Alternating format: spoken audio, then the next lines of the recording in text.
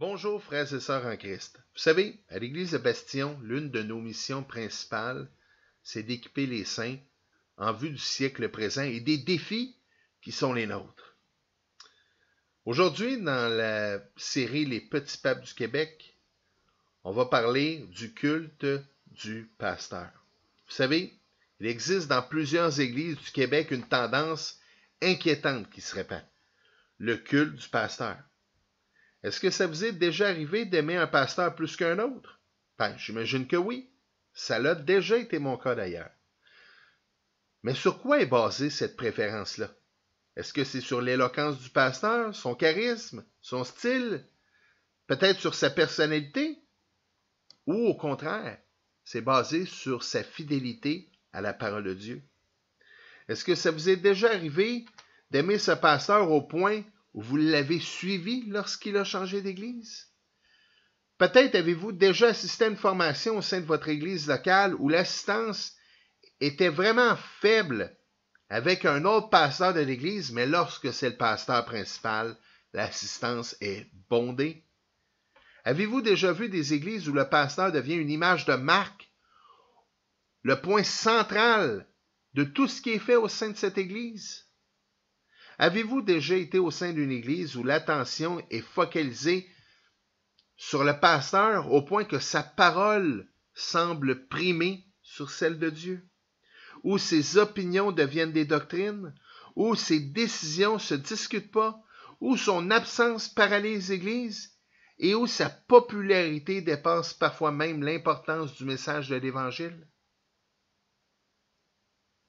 Frères et sœurs, un pasteur fidèle n'est pas une célébrité spirituelle, mais un serviteur appelé à conduire les croyants vers Christ seul.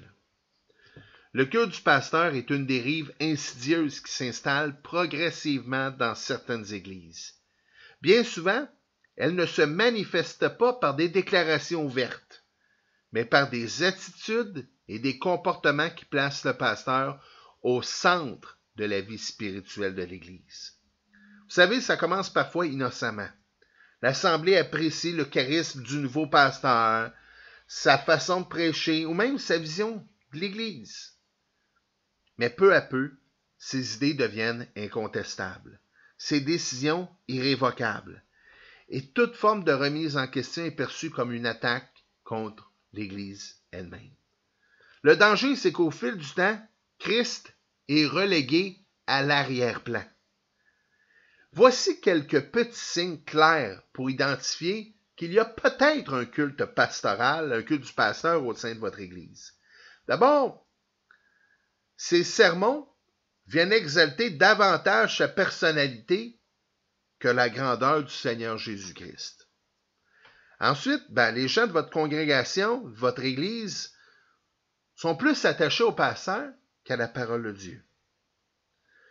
L'absence du pasteur provoque un vide spirituel, comme si l'Église ne pouvait pas fonctionner sans lui. J'ai déjà même vu dans une église dans ma région où les gens appréhendaient le départ à la retraite du pasteur en disant « Oh non, l'Église, elle ne fonctionnera plus, ça sera la fin de l'Église parce que les autres pasteurs, c'est pas comme ce pasteur-là. » Vous savez, un tel environnement mène à une forme de dépendance malsaine. Lorsque ça arrive, les croyants cessent de grandir dans leur propre relation avec Christ. Pourquoi? Parce qu'ils comptent uniquement sur les paroles et les décisions du pasteur. L'apôtre Paul, dans 2 Corinthiens 4, verset 5, vient établir une vérité fondamentale pour tout ministère pastoral.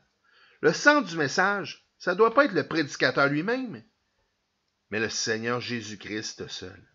Paul affirme sans équivoque dans ce passage: « Nous ne nous prêchons pas nous-mêmes. » En disant ça, il rejette toute forme de culte de la personnalité ou d'autorité absolue fondée sur la personne du pasteur.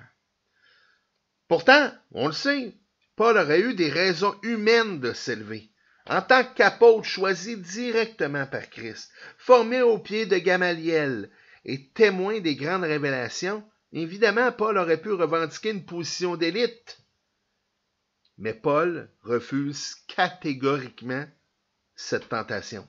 Au contraire, il se présente comme un serviteur. Ce même passage nous dit, nous nous disons vos serviteurs à cause de Jésus-Christ. L'expression grecque employée ici est doulos, qui signifie esclave ou serviteur entièrement dévoué. Ça illustre l'humilité profonde que doit adopter chaque pasteur. Un pasteur fidèle ne cherche pas à impressionner, à dominer ou à attirer les regards sur lui. Son rôle est de s'effacer afin que Christ seul soit glorifié. Toute tentative de mettre un homme sur un piédestal détourne les croyants de leur seul Sauveur et Seigneur qui est Jésus-Christ. C'est une idolâtrie, littéralement. Le culte du pasteur plonge une Église complète dans l'idolâtrie. L'Église appartient à Jésus-Christ et c'est à lui seul que revient le mérite et c'est lui qui doit en être le centre.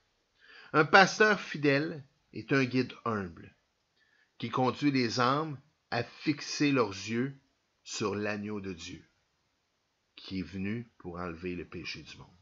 Frères et sœurs, que le Seigneur vous bénisse et qu'il vous fortifie dans sa marche. Puissiez-vous être des témoins fidèles de sa parole. Je vous en prie, frères et sœurs. Ancrez-vous dans la parole de Dieu et non pas dans la parole du pasteur. Que le Seigneur vous garde. Amen.